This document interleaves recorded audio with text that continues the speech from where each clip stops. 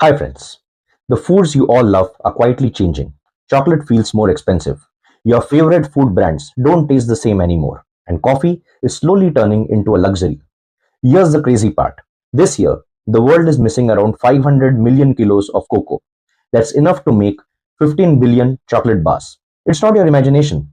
Climate change is hitting your snacks hard. Let me explain what's really going on. Chocolate comes from cocoa beans, and nearly 70% of world's cocoa comes from just two countries, Ghana and Ivory Coast. These regions are being hammered by extreme heat, long droughts, and sudden heavy rains. This has created one of the worst cocoa shortages in the decades. And here's the part people don't realize. Because cocoa is now extremely expensive, companies quietly tweak their recipes. More sugar, less cocoa. That's why your dairy milk from few years ago tasted less sweet. It actually had more cocoa. Now the bars taste sweeter, cost more, and contains less actual chocolate. You're paying more for less. Now let's talk coffee. Most cafes use a bean called Arabica. Arabica is smooth, aromatic, and high quality, but it's extremely sensitive to small temperature changes.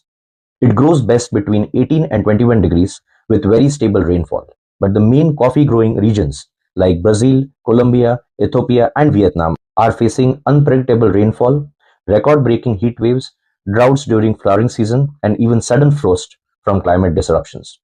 Arabica can't handle this. Even 1 to 2 degrees rise can destroy the entire flowering and plantation. So to sum up, your cafe latte isn't getting expensive because cafes are greedy.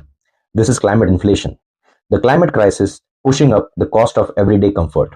And if warming continues, half of today's Arabica growing land could disappear by 2050. So the next time your chocolate tastes sweeter or your morning coffee hits your wallet harder, remember the climate crisis is already on your plate and in your cup.